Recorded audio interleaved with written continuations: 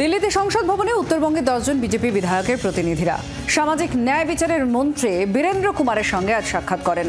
অসামরিক বিমান পরিবহন মন্ত্রীর সঙ্গেও বৈঠক করেন তারা। বালুরঘাট এবং মালদায় বিমানবন্দরের পরিকাঠামোর উন্নয়নের কথা উঠে আসে। বাগডোগরায় আন্তর্জাতিক বিমান পরিষেবা চালুর দাবি করেছেন বলেও খবর। অন্ডাল বিমান পরিষেবা সম্প্রসারণের আর্জি জানান বিজেপি বিধায়করা। পরে রাজ্যসভার সাংসদ শ্রমিক ভট্টাচার্যের সঙ্গেও সাক্ষাৎ করেন। নিজেদের দাবি দাওয়া জানিয়ে দেন বিজেপি বিধায়করা।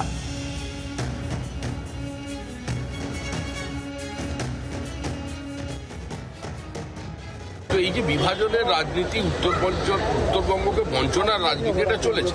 একইভাবে জঙ্গলমহলের দিকে যদি আমরা তাকাই, জঙ্গলমহল কি পেয়েছে? মুখ্যমন্ত্রী বলেছিলেন জঙ্গল হাসছে, পাহাড় হাসছে, তো কোথায়?